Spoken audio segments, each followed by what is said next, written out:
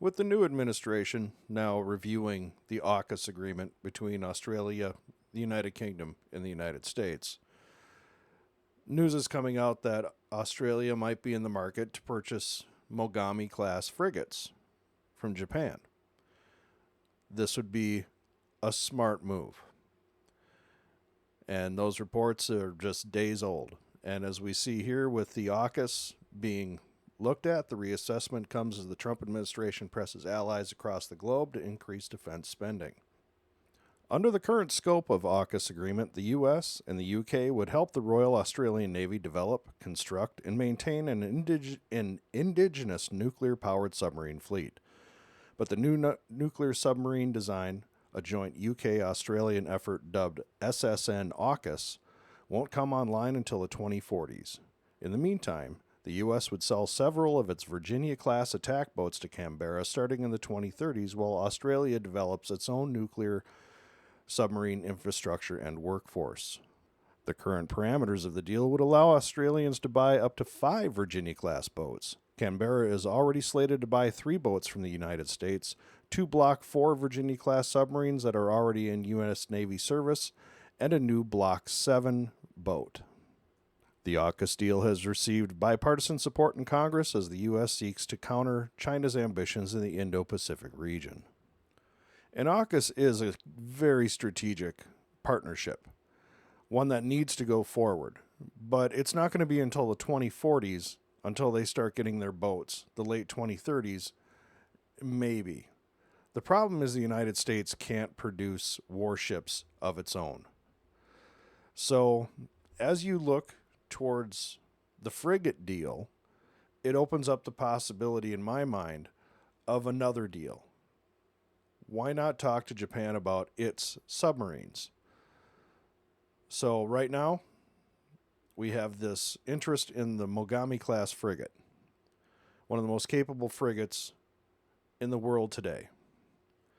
And the United States can't produce one frigate in a decade, and these guys are starting to spit them out, almost like China.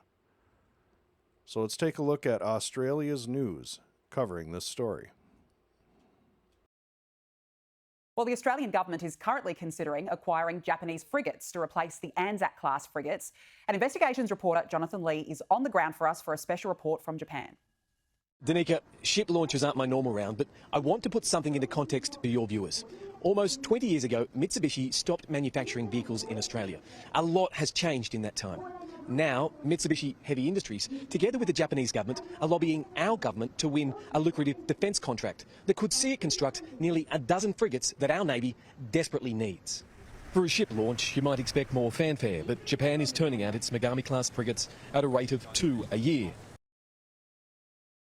And again, the United States can't do 1 in 7 years.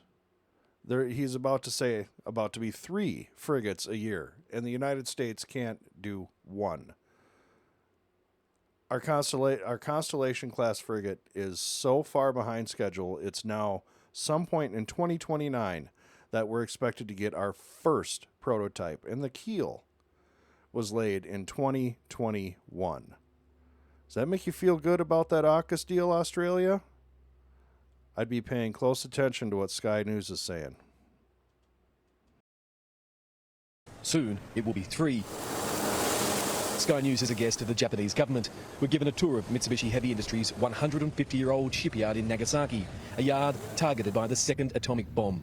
Japan is keen to show Australia it can deliver 11 Mogami-class frigates to our Navy. Our Defence Department is tossing up between the Japanese bid and the rival German bid by shipbuilder TKMS.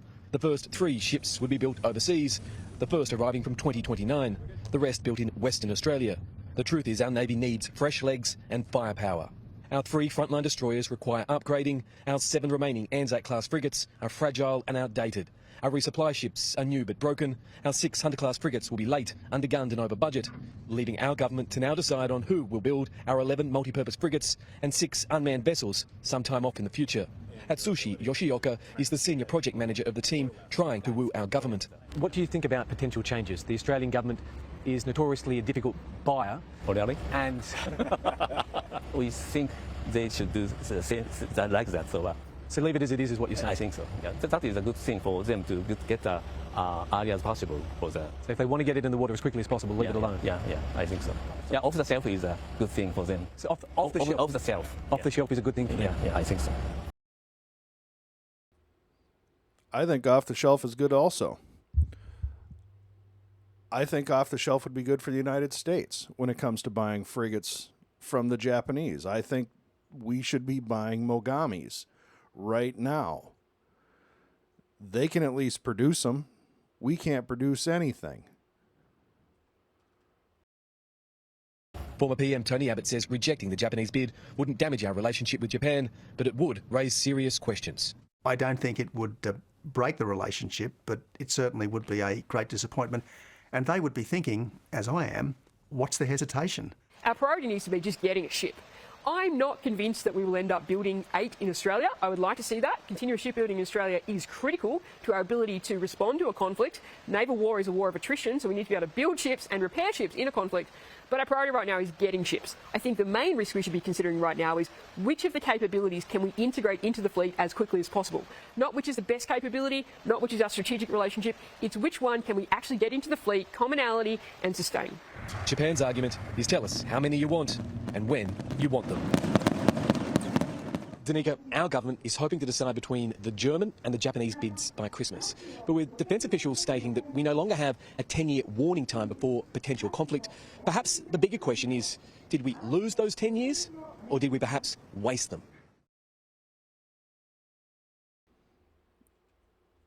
Or did you have them at all?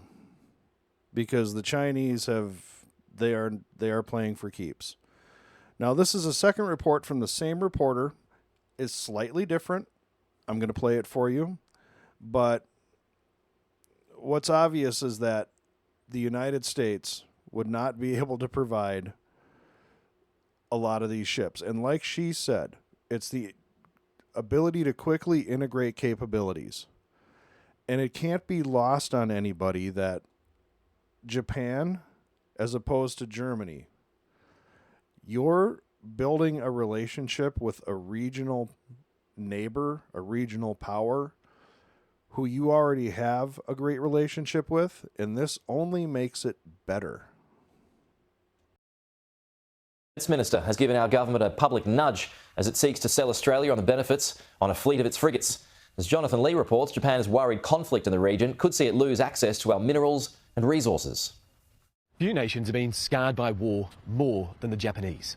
When the second atomic bomb was detonated in the air here over Nagasaki, it turned the earth to ash, brought acid rain, and would go on to kill at least 70,000 people. Now, with Russia, China and North Korea all working together, Japan is once again turning to those shipyards behind me with haste, though this time it's with an eye to arming Australia. There's nothing beautiful about Nagasaki shipyards, but we're told these sheds have delivered 70 ships in 35 years for the country's self-defence force. Thank you very much for your time. In the rarest of interviews, Japan's Defence Minister tells Sky News when it comes to warships, they are always on time, on schedule. the pointed comments are intended to quell doubts in Canberra that Japan's major shipbuilder lacks the experience to deliver 11 fighting frigates for Australia. How close would you like to see Australia and Japan become? If we have a common platform of the equipment and vessels, we will be able to enhance our interoperability, so we'd like to take this initiative to move forward. It represents a bold approach from Japan to sell Australia on deeper ties and a shared capability. And from the man tipped to take on the job at Japan's Defence Department, this. I think, preparing for war will lead to, good chance of preventing war. As a guest of their government, Sky News is shown inside the Japanese Mogami Class Frigate's command room, where our cameras are banned. 18 projectors are connected to hundreds of sensors. Isolated from the outside world, the room is welded together much like a tank to protect it against missile strikes, leaving the bridge upstairs redundant. The crew also wear watches, sharing vital signs. How does it compare to other regional frigates, especially China? Maybe superior than Maybe superior? Yeah, of course. I actually agree with that. I actually do agree with that. I think the Mogami is probably the superior frigate, its capabilities, and they are expanding the line of Mogamis. They are creating different blocks like we did with the Arleigh Burkes, and we'll show that in just a moment. As soon as one is done, another is ready to go. Mitsubishi says it's already spoken with Aussie TAFEs to think about what the training or what expertise transfer should be suitable. Our government is also weighing up 2 designs from German shipbuilder TKMS, which our retiring AUKUS frigates are related to. Which is fine. The relationship is fine between your retiring ships and the possible successors. But what might be more important is the regional similarity. If you have a conflict with China, your ability to have contact with Germany regarding spare parts or anything like that is going to be difficult. And yes, you'll have a joint manufacturer agreement, which belays a lot of that. But the ability to have a regional partner, hours flights away, where you can work with, discuss issues, work out bugs, work on joint tactics. That in itself is priceless, and I think adds a lot to the Mogami, which is already, I think, the most capable platform you could get. In all, 3 ships will be built by the winning nation, 8 more of them in WA. From what we've seen, it won't be easy. This is the superstructure of the ship. It's actually upside down. There's numbers all the way down it. -1, -1, 0, 0. What does that tell us? It means this is perfect. This has to be taken back another millimetre to ensure it's not just perfect to the eye, but it's absolutely perfect. If Australia buys the Mogami, it's thought New Zealand will too, giving Japan its first major customers. Jonathan Lee, Sky News. And you got to love that perfection there. 1 millimeter worth of perfection. Now, just a quick thing. This is going to be an introduction basically to the Mogami and its capabilities and the upgraded Mogami, which in itself is something I think the United States needs to be looking at. And yes, off the shelf.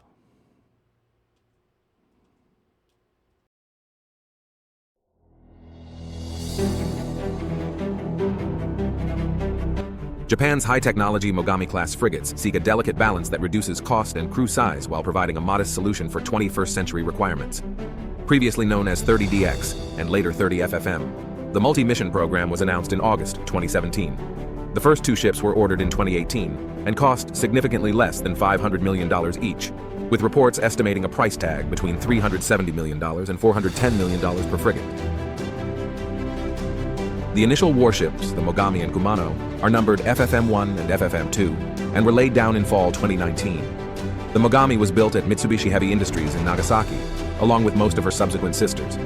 Construction of second ship Kumano, pictured, took place at Mitsui Engineering and Shipbuilding in Tamano. Despite being second in line, the Kumano was launched first on the 19th of November 2020 and commissioned on the 22nd of March 2022. Class namesake Mogami suffered propulsion problems and was launched belatedly in March 2021 and commissioned on the 28th of April 2022. The 3rd and 4th frigates, the Noshiro and Mikuma, were commissioned in December 2022 and March 2023, respectively. The 5th and 6th frigates, the Yahagi and Nagano, were launched in June and December 2022 for service in the near future. 12 30 FFM frigates are eventually expected in the fleet, down from the original 22 that had been planned. The Japan Maritime Self-Defense Force, JMSDF, instead intends to invest in a dozen more advanced frigates for the future.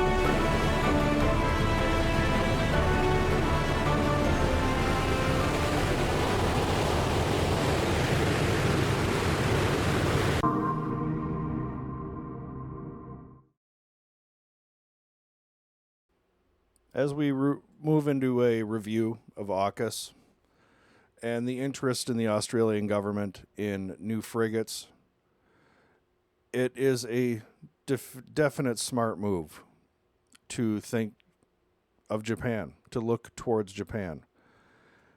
And it would take so bloody long to get those nuclear submarines. Perhaps it's worth looking at the Taigei-Class of diesel-electric submarines as well.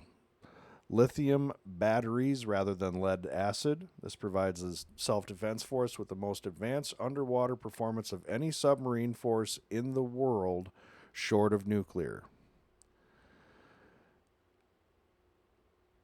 A wonderful warship, regionally built.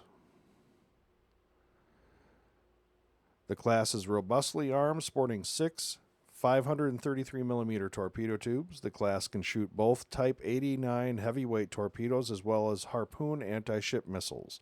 It's possible that the Taigei-Class will fire weaponry to attack targets on land also, such as the new land attack missile, the AG-12, I believe it is. It's a new ground attack missile that the Japanese have been building, and they are fully armed with tomahawks and everything else. Although the Taigei-Class pales in comparison to the capabilities of their nuclear-powered counterparts in the United States Navy, or arguably those in the French or the British Navy, the Astute class is the best attack submarine in the world, and they're kind of giving it to the Virginia here, or maybe the Seawolf, but the Astute is something else. They're among the most capable diesel-electric submarines in Asia. They could credibly rival the diesel-electric submarines of other navies as well. And backed by Japan's unique approach to submarine building, as well as the expertise of Mitsubishi Heavy Industries and Kawasaki Heavy Industries, the submarines are well positioned to defend Japan's home waters. And they are for sale. And I'm sure Japan would be more than happy to sell them to a regional partner such as Australia, and a production agreement. I could absolutely see this. And paving the way, a Mitsubishi Heavy Industries deal. That's also the Mogami. You'd be strengthening ties regionally, developing a regional industrial base of your own to offset China. A lot of pluses in this. A lot of pluses in this. It's my hope that the Australians, even if AUKUS goes to the wayside, looks to Japan as their best defense partner. If you liked the video, please hit the like, subscribe, share with a friend, let them know that Australia, they're looking to buy some frigates. Maybe the Mogami is the answer. Thank you.